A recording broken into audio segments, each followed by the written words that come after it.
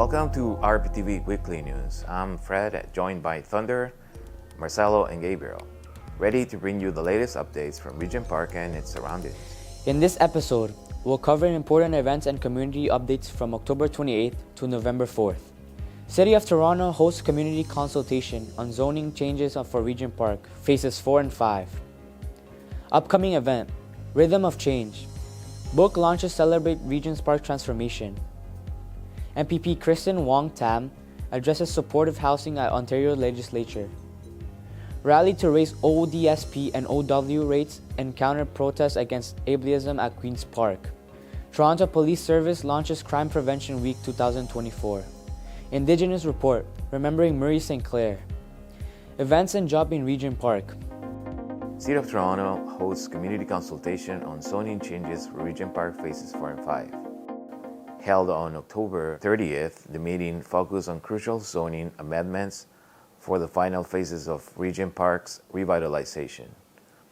These amendments to zoning bylaw 1325-2023 aim to address concerns over conflicts with critical city infrastructure and increase housing options for one of Toronto's most diverse neighborhoods. Because we are asking for, or we'll be making a slight zoning amendment to phases 4 and 5 to actually bring more density to the area. As we all know, there's a housing crisis, and I think we have to do our due diligence, make sure that we keep that top of mind when we're building more housing, and more importantly, more affordable housing. Community members emphasize that preserving affordable housing is crucial, especially with Toronto's housing shortage.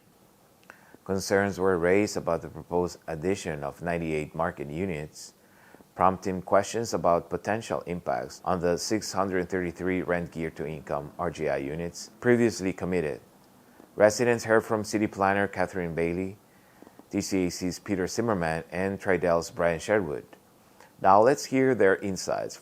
What you should know, and what is really important, is that none of our commitments around the replacement of the RGI housing have changed. We're still going to replace all of the RGI housing at Regent Park as a part of this plan. And we still preserve the ability to build at least 637 affordable housing units. All of those commitments remain the same. Our first building that is now in design, which we will begin construction on next year, building 4A, will have 136 RGI units of the replacement, and 135 new affordable rental units that all comply with OPA 558. The zoning changes here provide opportunities for more social housing development should the funding become available. Everything that we do requires the support of the city on the funding side and the support of other levels of government in order for us to make the housing possible. So we haven't changed the number of units, but we have created the opportunity, and each block, as we bring it out, what we're trying to do is build as many new affordable units and also have those units be as affordable as possible as we move forward. That's our objective every single block as we move forward. The actual number of units added through this rezoning is approximately 98 units. Essentially, Tridell and TCHC have entered into a partnership to construct and sell all of the condominium buildings in phases 4 and 5. And once the condo units are sold, the partnership takes the revenues from the condo sales and uses it to construct all of the replacement RGI units that Peter talked about. To ensure that the partnership would be able to reach the revenue target and be made whole, we worked with our colleagues at the city to protect the replacement RGI units by shifting and adding density to the 4B building while maintaining the design principles of the original rezoning.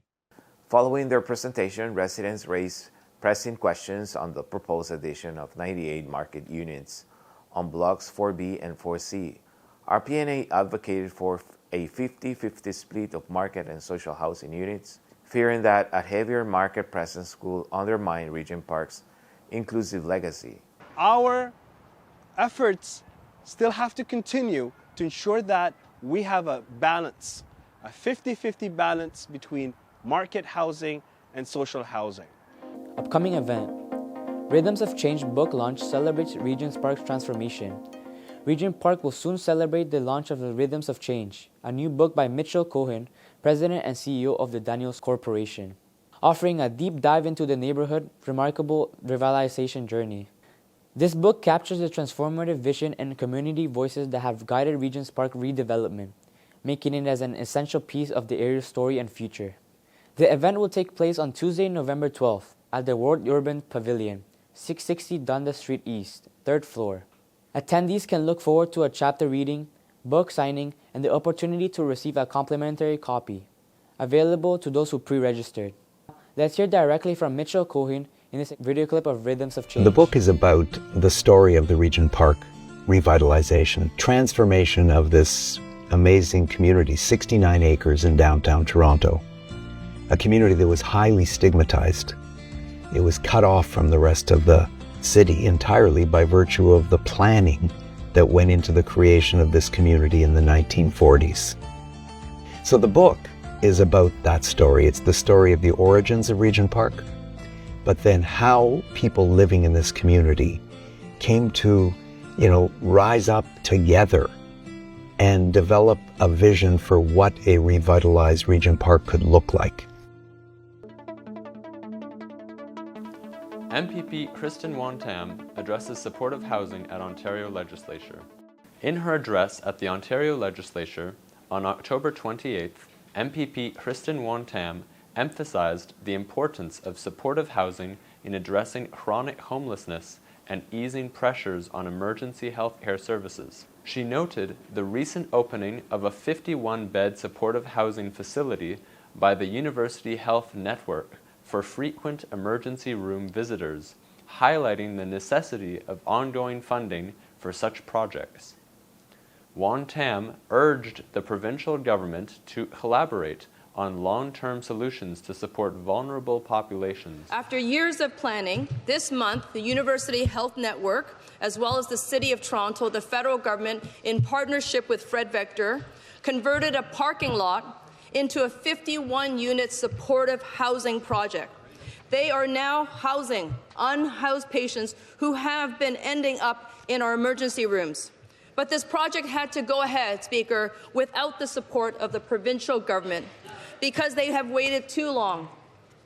There is a solution on the table to build supportive housing. It will reduce ER visits. It will end chronic homelessness. Getting people off the streets who are sleeping rough, people who are setting up in tents in parks, is a very good investment. It is much cheaper to house people than to confine them to an expensive hospital bed. Supportive housing is needed to end chronic homelessness. We know that it requires 24-hour support, nursing care, a virtual link to emergency health services on site. This kind of care is not radical, Speaker. It's actually critical and proven to work. People on the wait list for supportive housing are literally passing away and dying while they are on this wait list. They are waiting for this government to step up. Ontarians are dying. Cities are broke. They need this government to be a partner. My question once again is, when can the University Health Network, the City of Toronto, the federal government, Fred Victor, expect a long-term funding commitment from this government for one of the most innovative supportive housing projects that we have seen in Ontario? Rally to raise ODSP and OW rates and counter protests against ableism at Queen's Park. Recently, Queen's Park was the site of a critical rally organized by the Raise the Rates Coalition, demanding significant increases in Ontario Disability Support Program, ODSP, and Ontario Works, OW rates. RPTV reporter Fred Alvarado covered the event, which began with a press conference inside the Ontario Legislature where speakers called for urgent policy changes. The rally also featured a poignant counter-protest led by Isabella Gamk, an ODSP and OW activist who tragically passed away through medical assistance in dying made on November 2nd. Isabella has been a fierce advocate against ableism, highlighting the injustices faced by disabled individuals in a system that often overlooks their needs. My name's Brad Evoy. I'm the Executive Director at Disability Justice Network of Ontario, and we helped organize the Hamilton and Ottawa Raise the Rates rallies. Awesome. And what's the expectation about today's event and rally? Yeah, so I think, today it's really to hopefully educate the public and to increase pressure on the Ford government and broadly the legislature to raise the rates. Social assistance rates in Ontario are abysmally low, like, $733 on OW, that's if you get the full amount, is frankly criminal. And, way below what people can survive on in this city. Folks have said from the Wesley Institute recently that it's $74,000 to $85,000 you'd need a year to thrive in this city. So I think we need to, double the rates, raise the rates to levels that people can actually survive on. I'm the president of Keep Ontario. Our union is a member of the Raise the Rates Coalition. It's in part because we, like so many other Ontarians, understand that this is a matter of human decency, that we have a system that locks people into poverty, that is so woefully wrong. But it's also because I'm proud to be in the same union as workers who deliver OW and ODSP, so as a community who tell me they carry home with them a moral injury. It's not that removed from because they understand my the own lived system experience. they work in, that they joined because they thought they were going to help people. I see residents struggling. Really? They just maintain a space. system that locks people into poverty, and they can't Recipients really are treated help people and give people with the supports they need. That are so horrible and that wears on them just like it wears on all of our communities.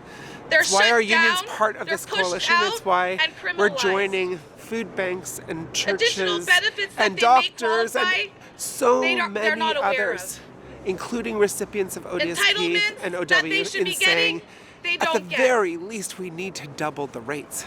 The workers we need deeply affordable horrible. Housing. We need real supports to end poverty. But a key start is to double the rates. I'm here today to call out the ableism that these groups keep promoting over and over for 6 years. I've called them out on their ableism for 6 years, and instead of changing their demands so they're not ableist, so I don't have to come here and call out their ableism, they keep having ableist demands.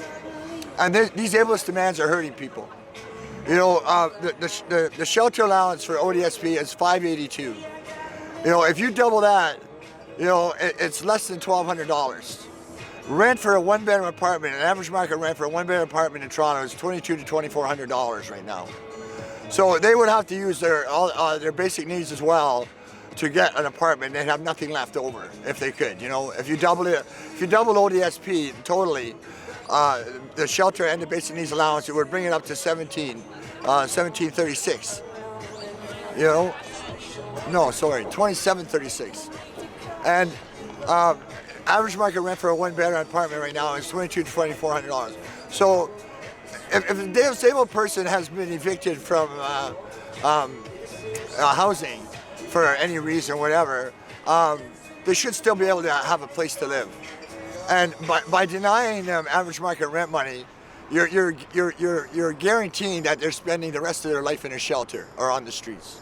And this has to stop. This is ableism. And I want to acknowledge Isabella over here, who brought to my attention, as the first MPP who called for doubling ODSP rates, that is insufficient to bringing people out of poverty. As a matter of fact, the housing allowance alone would have to be tripled or quadrupled to even meet basic market rent. And so I want to thank the union leaders, the people with lived experience, the activists that are here today calling for raising the rates. But I also want to make it very clear that I believe we have to more than double ODSP and OW rates if we're truly going to end legislated poverty in this province. I want to thank Sarah for bringing forward a resolution based on recommendations from Isabella to actually bring up the housing allowance to average market rent.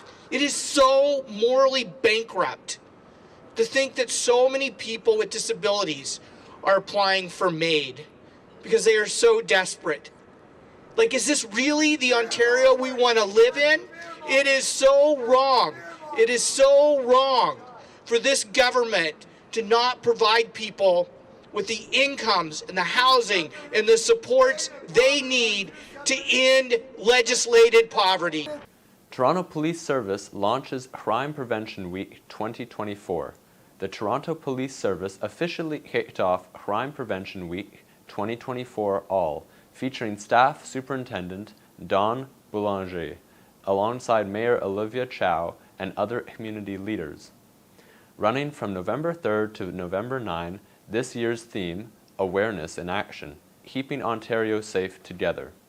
In neighborhoods like Regent Park and surrounding neighborhoods, the focus on crime prevention is particularly vital, as residents face unique challenges. To mark Crime Prevention Week with our Toronto Police Service. Being a victim of crime can have a big impact on your life. The psychological toll can last a lifetime, never mind about the financial loss.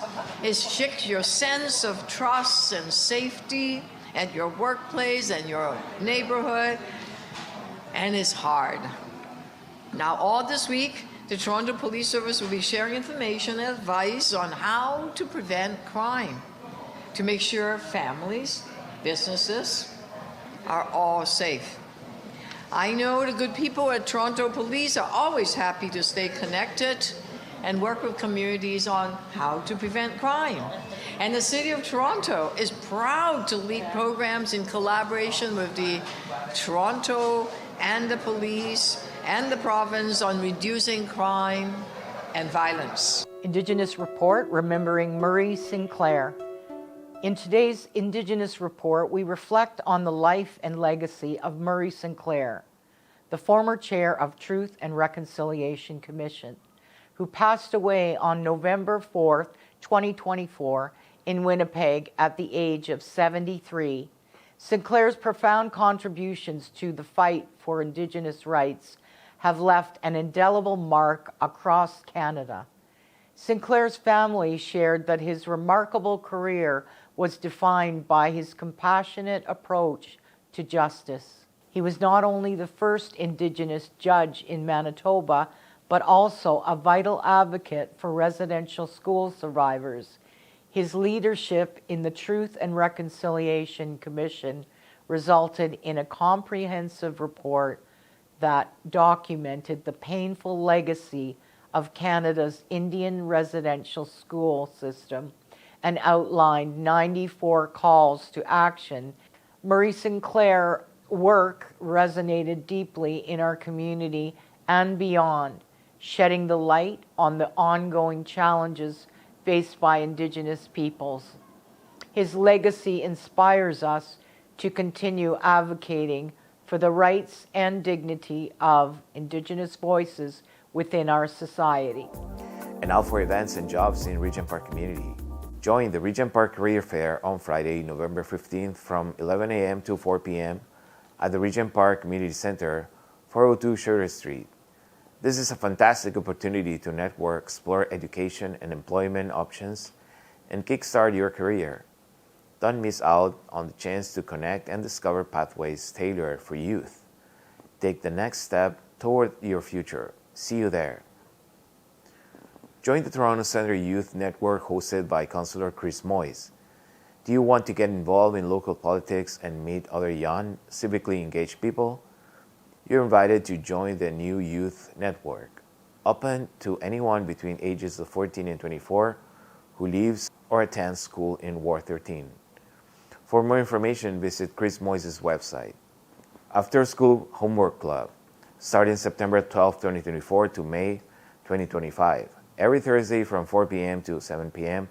at the 50 Regent Boulevard ground floor. Ages 7 to 18 years old are welcome.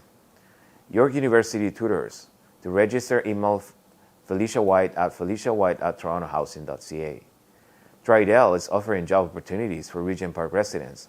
For more information, visit tridelcommunityworks.com. Apply now.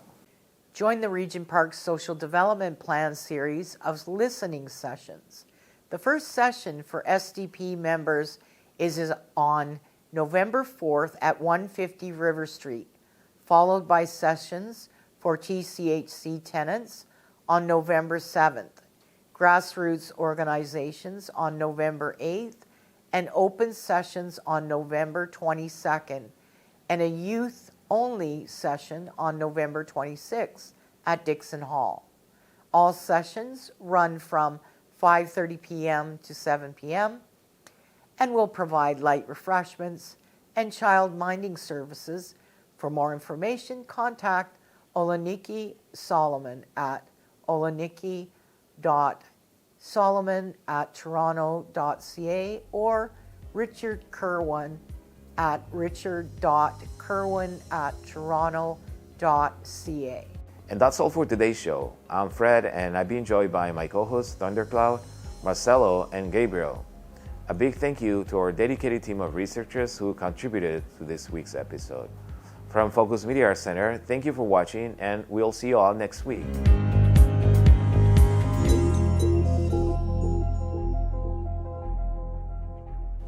Don't forget to like, comment, share, and subscribe to our YouTube channel. And please follow our social media platforms. For more information, check out our website.